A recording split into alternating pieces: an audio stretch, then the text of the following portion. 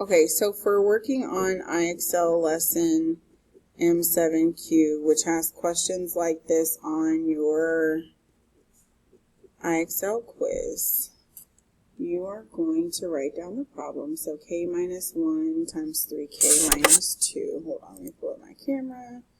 Here we are. K minus 1 times 3k minus 2. So remember, we have to multiply the first terms.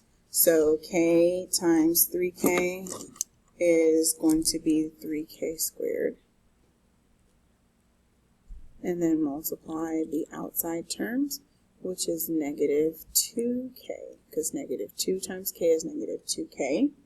And then multiply the inside terms, which gives us negative 3k. And then multiply the negative 1 by negative 2. We're changing the sign to make it a positive 2. Then you would combine like terms, which are these two terms in the middle. Negative 2k minus 3k is negative 5k. So bring down the first term, the middle term, and the last term, and then that's your answer. Then you go back to IXL, type it in, 3k squared minus 5k plus 2, and submit. Alright, now we've got 2p plus 3 times 2p minus 4.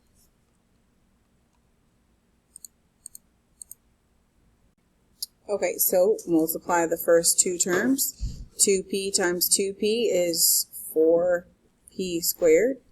2p times negative 4 is negative 8p. 3 times 2p is positive 6p. And then 3 times negative 4 is negative 12. Combine like terms in the middle. I have more negatives than positives, so this is going to be negative 2p left over. 4p squared minus 2p minus 12 is my answer. Then go back to IXL. If I can find the window here. 4p squared minus 2p minus 12. Please don't confuse the p with a q. I've seen several people do that earlier today. Be mindful that the p faces the right and the q faces the left.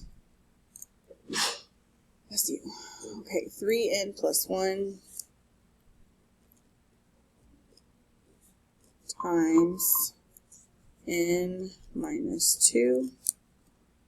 Always rewrite the problem.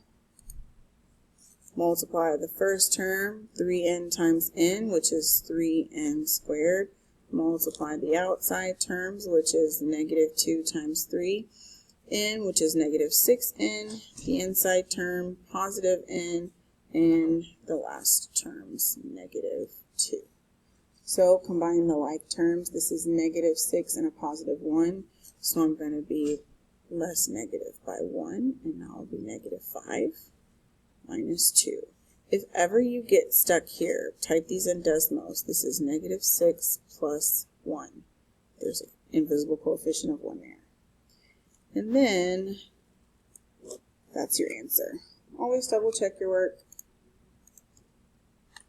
3n squared minus 5n minus 2.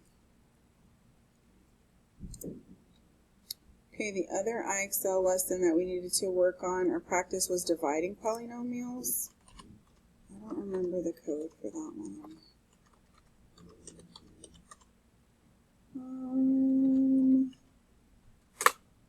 Oops.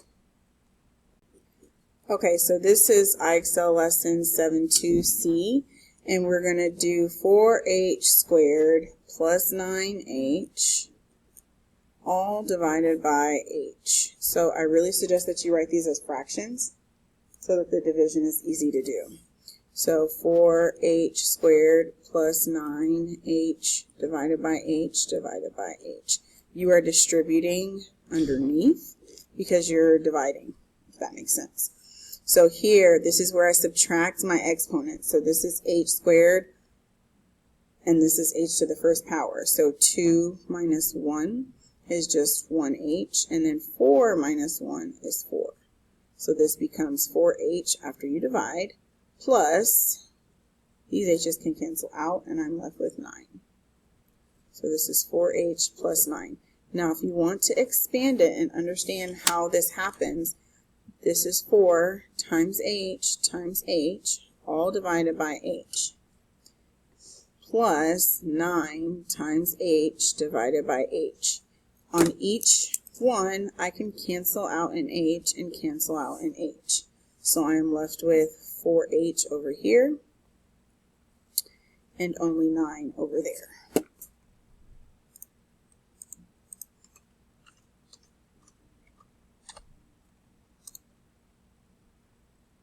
All right, 25b cubed minus 45b squared divided by 5b. Let's write that down. 25b cubed minus 45b squared.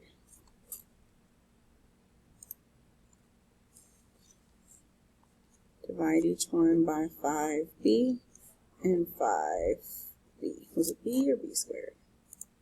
It was b.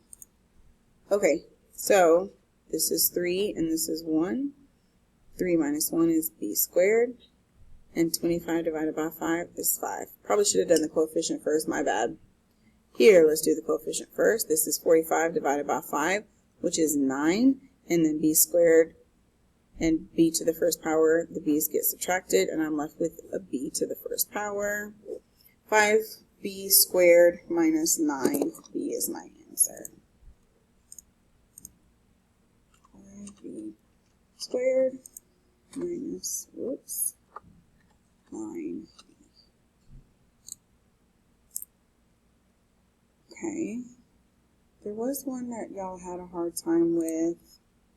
Was it BHL? Yes, because this involves some division as well. Let me skip a level. This one, where you're factoring. So I've got 12D plus 2. I have to find out what goes into 12 and 2 as far as common factors. So make your factor T-charts like we did with the perfect squares. 1 times 12 gives me 12. 2 times 6, 3 times 4. 1 times 2, 2 is prime, so that's the only thing that I'm going to get there. Now I have to find their common factor, which is 2. Then I divide them both by 2. Divide by 2, divide by 2. So this is undistributing, okay? That's factoring basically. So put 2 out here as my factor that I'm multiplying something by on the inside. When I divide 12D by 2, I'm cutting it in half, I get 6D. And when I divide 2 by 2, I get 1. So then this will be my final answer. You must have this in order to get credit for that. 2 times 6D plus 1. Let's see if we got it. We did. Let's try another one. 8C and 72D. Okay, this was also a little bit of confusion because the letters were different. They're still looking for a common factor, which has to do with the coefficient here. 72D. So, the factors of 8 are 1 and 8 and 2 and 4. The factors of 72 are 1 and 72. 2 and 36, 3 and 24, 4 and 18, 6 and 12, 8 and 9. So the factors that they have in common are 8 and 8. So I would divide this by 8 and divide this by 8. Bring 8 outside of your parentheses and then do the division. 8 divided by 8 is C. They cancel out. Minus 72 divided by 8 is 9. My final answer is 8 times the quantity of C minus 9. So it's 8 times the quantity of C minus 9. Submit. Oop, what'd I do? Oh, I forgot the D with this guy. So don't forget the D like Miss Starling did. 9D. Then, also, if you still don't know what to do, always go back and read this orange part where it says solve, because it tells you what to do. We wrote all of these factors out, just like I did on my chart, but they listed them differently. Let's try it again. 8P, and let's try another one and let's not get it wrong. Ooh, this one's challenging. 56B minus 7C minus 21. Okay. Common factor here is going to be 7. Divide by 7, divide by 7, divide by 7. Bring him out. 7 goes into 56, B, 8B times. 7 goes into 7C, 1C times. And 7 goes into 21 3 times. Now let's see if I get it right with all the variables that are supposed to be there. 7 times 8B minus C minus 3, close parentheses. That 1 in front of that C is optional. Let's see what I got. Got it. 28R minus 8S minus 8T. Now typically this is at the SMART score of 90. So y'all typically stop at 80. If you want to be fancy, go to 100. Great. But that's how you do these on your iExcel quiz. Good luck. Oops, no, I don't want to